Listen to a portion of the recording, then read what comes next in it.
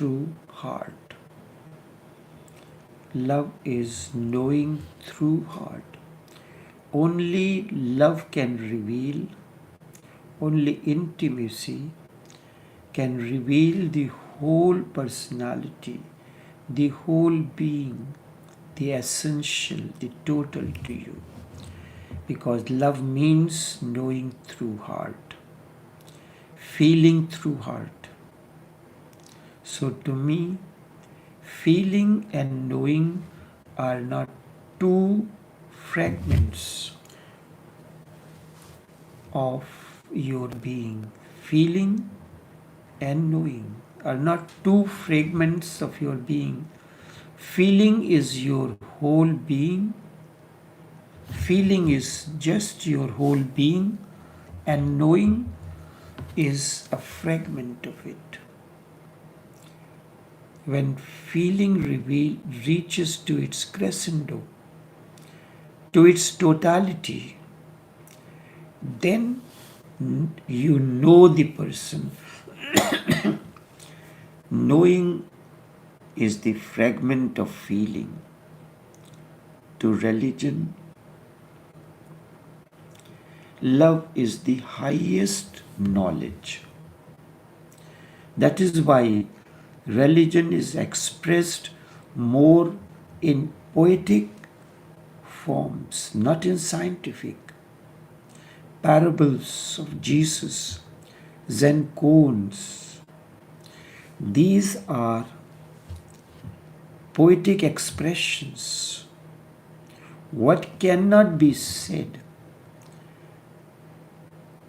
scientifically can be expressed through poetic expression. Scientific terms cannot be used. They belong to the realm of knowing. There is a difference. Poetry cannot be used, and those who have come to know reality through love, whatsoever they say becomes poetry, a song of the being, light of the being. Those who have come to know reality through love, whatever they say becomes poetry, a song of the being. The Upanishads, the Vedas, the sayings of Jesus, Buddha, or Krishna, they are all poetic expressions of inner feeling, and that is love. That is love. It is not just a coincidence that all the old religions and religious scriptures were written in poetic form. There is nothing more profound than poetry and songs. That is where we use two words, not as noun but as adverb, poetic expression and prosaic expression. Poetic and prosaic. Life is a poetic expression, and when life is expressed poetically, only then you know. Love is knowing. Only love knows. The poet knows, has gone to the deepest core of the feeling. You look at the works of William Shakespeare, Byron, Shelley, Keats, Mirza Ghalib, Umar Khayyam, the Hindi poets Mahadevi Verma, मैं दुख भरी मैं नीर भरी दुख की बदली, और जयशंकर प्रसाद और Maithili Sharan Gupt, or in the modern times Surikant Tripathi, Nirala. Poet is only mystic in certain moments of life, certain moments of light. A poet is mystic only in certain moments of light, just as when you jump, you can go away from the gravitational force of the earth for a fragment of a second. But you again come back to it. You do not stay in that state permanently. You take a jump for a few seconds, fragments of a second. You are beyond the gravitational force of earth. A poet means a person who has been for some moments on a light into the world of mystics.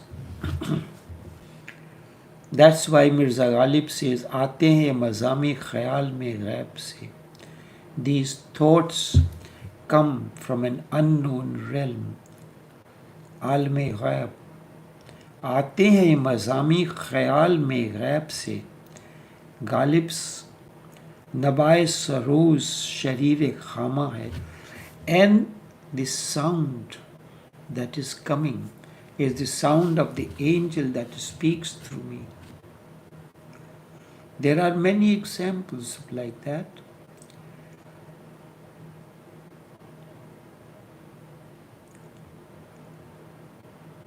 Robert Browning wrote a poem, Sordello. All petals, no petals. All petals, no petals. You will say, what kind of nonsense is this? All petals, no petals. All are men, but all men are not men. All men, no man. All men, no man. All petals, no petal. All petals, no petal.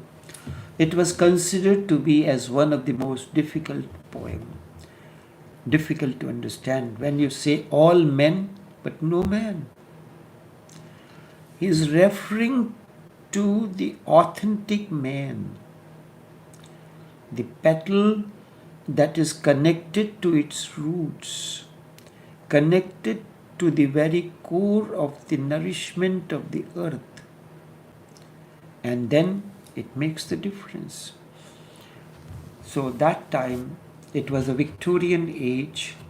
The father was considered as the dictator. No one was allowed to meet their friends. But during that time, Elizabeth Barrett, who became Elizabeth Barrett Browning later on, was a poetess herself. But during her childhood, she has fractured her feet or something, so she was bedridden. So she was the only one who was allowed to meet her friends. So one day, Elizabeth, Robert was to visit. They were living on the Wimpole Street in London, and on the top floor, second floor, so you can look down from the window on the street. So Elizabeth was reading this poem, All Petals, No Petals. She could not understand the meaning. So she asked her maid, Wilson, do you know the meaning of this poem? She said, Ma'am, I do not know. But why do you worry? Mr. Browning is coming this afternoon. You can ask him the meaning of this poem. So when Robert came, Elizabeth said, Rob, what is the meaning of this poem that you wrote, All Sword Alone, All Petals, No Petals? down to the street, looked down through the window, and then he said, "Well, Liz, when I wrote this poem, God and I knew the meaning. Now only God does." This is the state of a poet. Only he is a mystic. The poet is only a mystic in a certain moments of light. Just as when you take a jump, how long you remain in the air. Fraction of a moment, that time gravitational force of the earth does not work on you. You are under a different force. A poet means a person who has been in some seconds on a light into the world of the mystics. He had some glimpses. A mystic is the one who has gone beyond the gravitational force completely. Poet reaches to that state for a fragment of a second, but mystics lives in that state. It is said about when Srimad Bhagavat Puran was to be composed, it was Veda Vyas, he saw a vision, and he was so overwhelmed by the vision, but as he came out of that state of trance, he forgot that. Again he went into the state of meditation, and meditation means a state when you are in love affair with the existence, with totality. You are overwhelmed. You are at the deepest core of the feeling.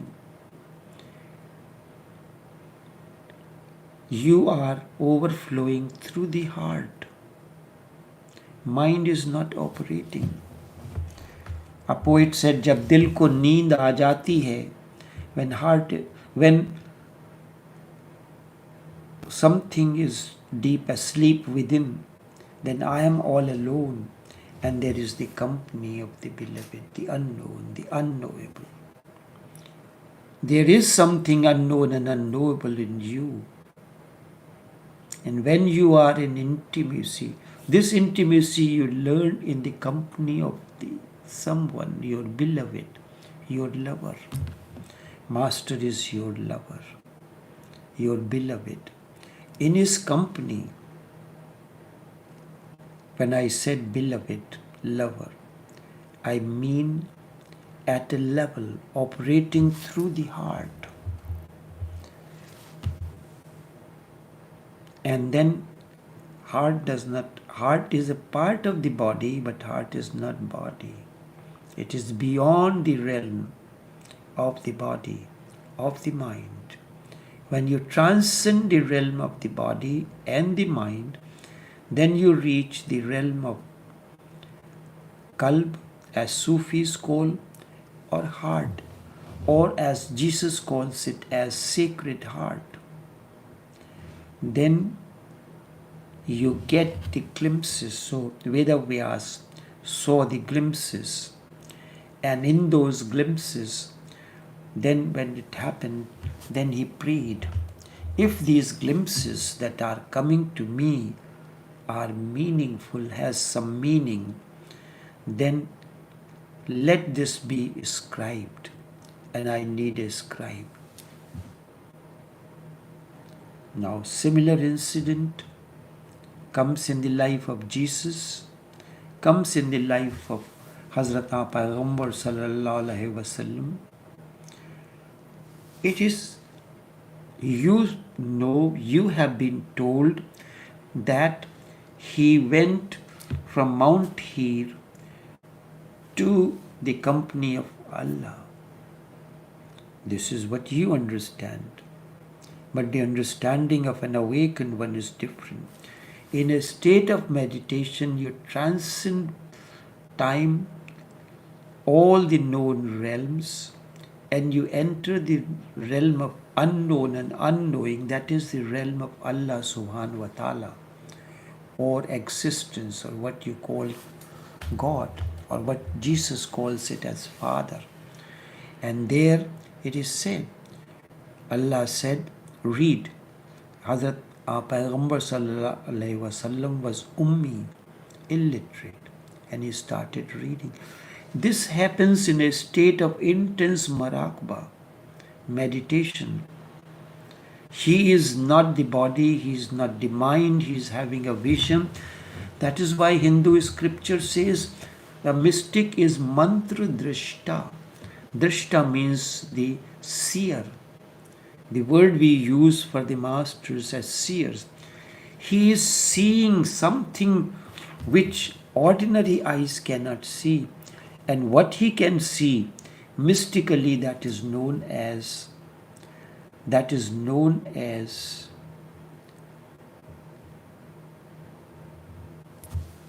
a vision. What has happened to Hazrat Payghambar Sahab? When Allah told him to read, he envisioned, he saw the unknown and unknowable ascribed. And you can imagine that state, what Hazrat Payghambar sallallahu alaihi wasallam was at that moment, the moment Allah said, read. He saw something which no ordinary human mind can see, human eyes can see, human mind can understand. It is the heart that understands. Mind cannot understand. Mind is scientific. Heart is total. Unless, this is where Sufis say, Pehle jazb phir suluk. Unless the energy of the suluk comes down to the moment of the realm, kalb, the transformation, the inward journey does not begin. A poet is the one who has been for some seconds on light, where beyond the gravitational force of the earth, as I gave you the example, when you jump for a fraction of a second, you are beyond the gravitational force of the earth. The gravitational force of the earth is that of nafs.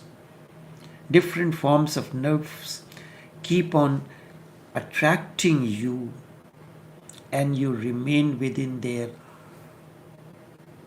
grip. Gravitational force. These are earth elements. And the moment you transcend beyond that, you are, for a fragment of a second, you are beyond the gravitational force. That is where in mystical terminology we use the word levitate. A mystic is the one who has gone beyond the gravitational force of nafs, earth element, or all that called worldly. And he lives in the realm, in the world, in the domain of love. He lives in the heart. Feeling is total, and a fragment of feeling is knowledge. Holy Quran is a fragment of what Hazrat Payghambar sallallahu alaihi wasallam felt in the company of Allah subhanahu wa ta'ala. Bible is a fragment of what Jesus felt.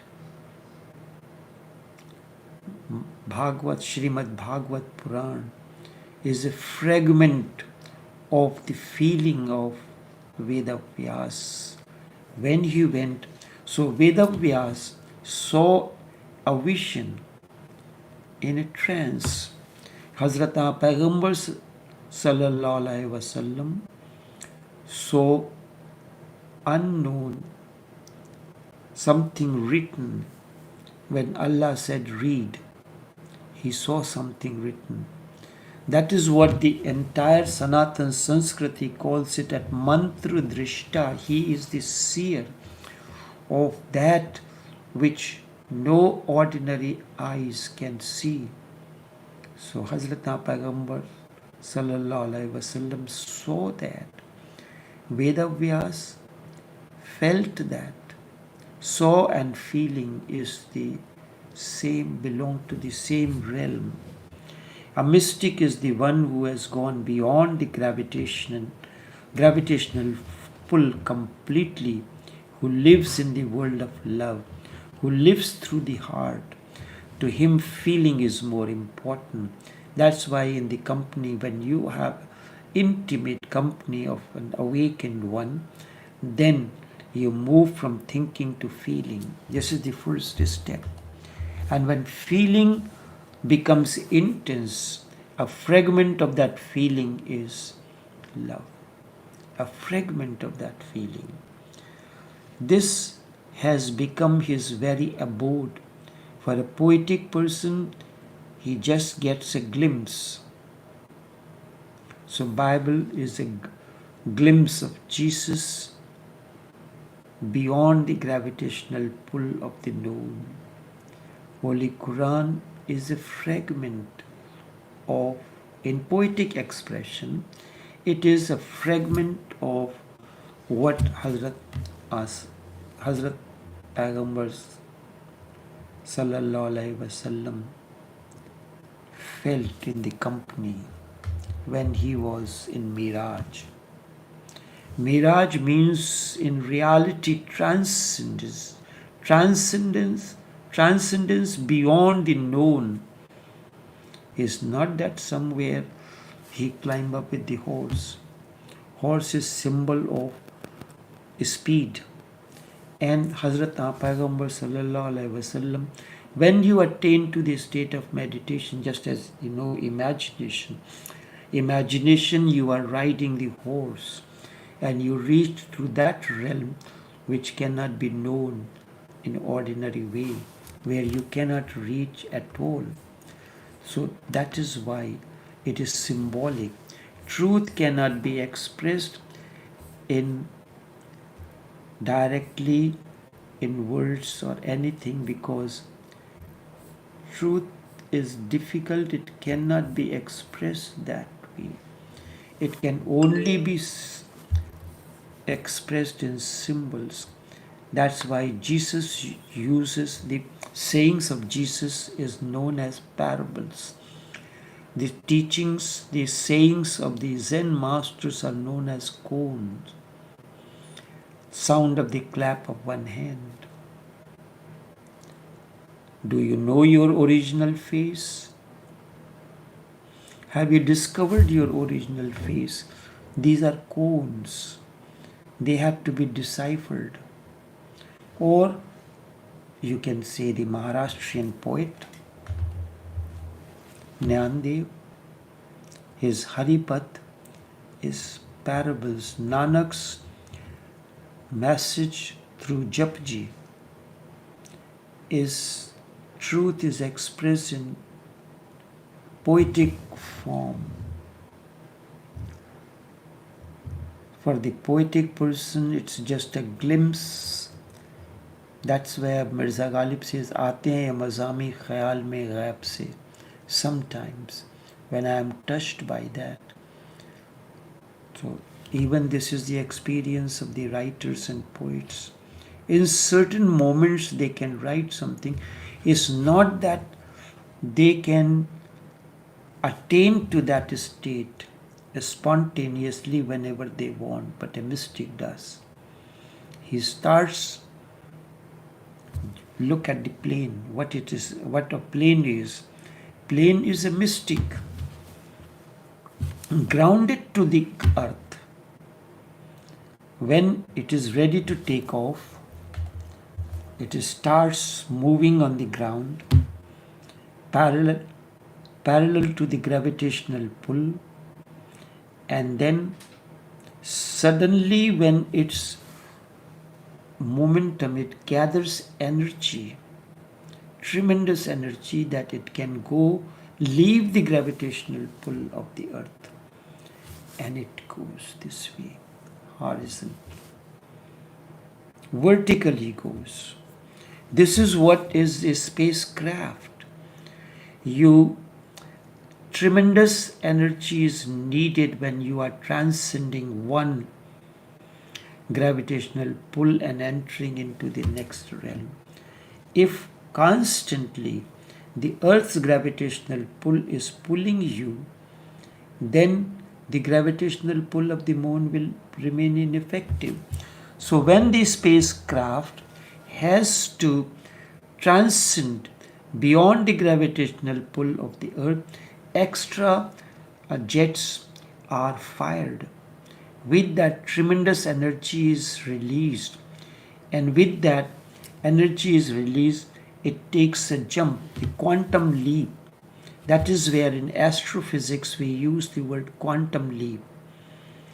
In the company of the awakened one, in the company of Sheikh, in the company of the master, you take a quantum leap, a jump, a quantum leap from the gravitational force of thinking into the gravitational pull of the feeling. And then for the first time you experience love. And you live in that realm. And that was the moment when Hazrat Payghambar Sallallahu Alaihi Wasallam transcended because of his intimacy. He was so intimate. Intimate means we have to use the word because Allah and Holy Prophet are shown as two. That is what you know, but in reality, there is no difference. They are one and the same thing. So then there remains an intimacy, and in that intimacy, so much of energy is generated into you. You immediately transcend the known realm and entered into the unknown, an unknowable realm. That is an expression of that experience, expression of that feeling, expression of that love is Holy Quran. Expression of that feeling, a fragment, is Holy Quran. So, poet, you come to that state, go into Marakba for a few moments, but the pull of the worldly things is so much in you that immediately you go back to that. For a certain moments you come into you go beyond that, and then, so it is like that. For a master lives completely in his bedroom. Bedroom means inner realm. And living room where there are so many other things. So, if you see a beautiful poem, do not try to see the poet who has written it. Written it because you will not meet the same person. Heraclitus says you cannot meet the same river twice. You cannot enter the same river twice. But you do not know what a person is like. So for you the person is dead, not alive. A live person is rivering. You cannot meet him twice. When I say this meeting is the last meeting, you will not meet me again. So what happens? Are you going to die or what? This is what your understanding is. This is what your religious understanding is, and you consider yourself religious. When you know life is rivering, a moment is gone, never comes back. A moment dissolves into the next moment. So this moment has dissolved into the next moment. This is the process of the quantum leap. But so if you see a beautiful poem, if you see the verses of Quran Sharif, Quran Pak, Quran Majid, whether it is Durud Taj or Durud Sharif. It is a poetic expression of the feeling that Holy Prophet got in the it doesn't need interpretation. You need to go into its very core through, and that you can do only through the heart. Only love knows. In love, for the first time you come to know the person with whom you are in love. You will be disappointed because if you meet a very ordinary man, it was said about Oliver Goldsmith. He wrote Mayor of Casterbridge and many other novels. So it was said when somebody dies and a grave is made, and on the grave an epitaph is written, a message is written there. So he said, what should be written on the epitaph of Oliver Goldsmith? There was a young poet called David Barak. He said, I will write an epitaph. And you know what he wrote? Here lies someone. Here lies an angel. He was an angel with a pen in his hand, and he talked like a poor Paul. Oliver did not know to talk properly, but whatever he wrote in Mayor of Casterbridge, why do miseries come to a clergyman? Simply to enhance the favors of Almighty. Soliloquy, the answer comes in. If you look at it, William Shakespeare, this is statement, none so vile upon this earth that live. Everyone has something good to give. This is the greatest scriptural message. Greatest scripture. None so vile upon this earth that live. But for you, for the religious person, this one is that one is that, so on and so forth. None so vile upon this earth, everyone has something good to give. The moment you realize that, only then you are a religious. Otherwise, be pleased with what you call yourself as. He had a glimpse. For a certain moments, reality has revealed to him, expressed through him, and he came to the realm of the heart. But he does not know the passage from the head to the heart. From thinking to feeling, what is the passage? He is not the master of it. He is not the master of it.